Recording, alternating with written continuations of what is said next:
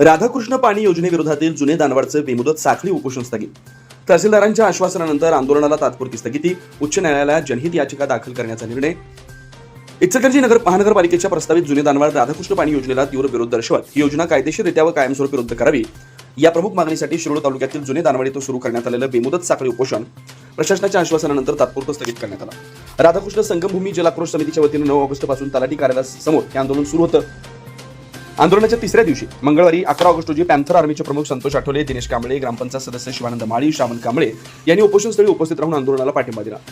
दरम्यान सायंकाळी 4च्या सुमारास शिरोळचे तहसीलदार अनिल कुमार हेळकर यांनी आंदोलनस्थळी भेट देऊन आंदोलक व ग्रामस्थांची सविस्तर चर्चा केली. यावेळी आंदोलकांनी प्रस्तावित पाणी योजनेमुळे दत्तवाड परिसरातील पाणी प्रश्न, दानवाड परिसरातील पाणी प्रश्न अधिक गंभीर होण्याची शक्यता असल्याचं सांगत योजना रद्द करण्याची ठाम भूमिका मांडली. स्थानिकांच्या हक्काच्या पाण्यावर अन्याय नको.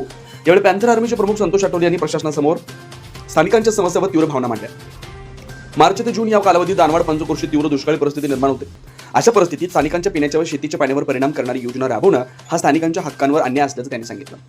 इचलकरंजी शहरासाठी शिरोळ तालुक्यातील मजरेवाडी येथील कृष्णा नदीवरील मूळ पाणी पुरवठा योजना कार्यान्वित आहे. या योजनेतील मोठ्या प्रमाणातील पाणी गळती रोखणं, पंचगंगा नदीचं प्रदूषण कमी करून पाण्याचं शुद्धीकरण करणं या उपाययोजनांवर प्रशासनानं भर द्यावा. उपलब्ध पाण्याचा योग्य वापर केल्यास इचलकरंजी शहराची पाण्याची गरज भागवता येऊ शकते असा मुद्दाही आंदोलकांनी मांडला. तसेच इचलकरंजीची राधाकृष्ण पाणी योजना आणि कर्नाटकातील महालक्ष्मी पाणी उपसा योजना या दोन्ही योजना कार्यान्वित झाल्यास दानवाड व परिसरातील भूजल पातळी मोठ्या प्रमाणात खालावल्याची भीती ग्रामस्थांनी व्यक्त केली. भविष्यात संपूर्ण परिसर कायमस्वरूपी दुष्काळाच्या छायेत जाण्याची शक्यता असल्यानं या योजनेचा पुनर्विचार करावा अशी मागणी करण्यात आली. तहसीलदारांचं आश्वासन. आंदोलकांचं म्हणणं ऐकून घेतल्यानंतर तहसीलदार अनिल कुमार हेळकर यांनी आंदोलकांच्या मागण्या जिल्हाधिकाऱ्यांमार्फत शासनाच्या निदर्शनास लेखी स्वरूपात आणून देण्याचं आश्वासन दिलं. शासन स्तरावर या मागण्यांचा सकारात्मक विचार करण्यात येईल. तसेच उन्हाळ्यातील पाण्याची समस्या कमी करण्यासाठी योग्य उपाययोजना करण्याबाबत प्रयत्न केले जातील असं त्यांनी सांगितलं. तहसीलदारांच्या आश्वासनानंतर आंदोलक व ग्रामस्थांनी आपापसात चर्चा केली. या चर्चेनंतर प्रस्तावित योजनेविरोधात उच्च न्यायालयात जनहित याचिका दाखल करण्याचा एकमुखी निर्णय घेतला. त्यानंतर बेमुदत साखळी उपोषणाला तात्पुरती स्थगिती देण्यात आली. मात्र शासनानं दिलेल्या आश्वासनांची पूर्तता न झाल्यास आंदोलन पुन्हा तीव्र करण्याचा इशारा ग्रामस्थ व आंदोलकांनी दिला.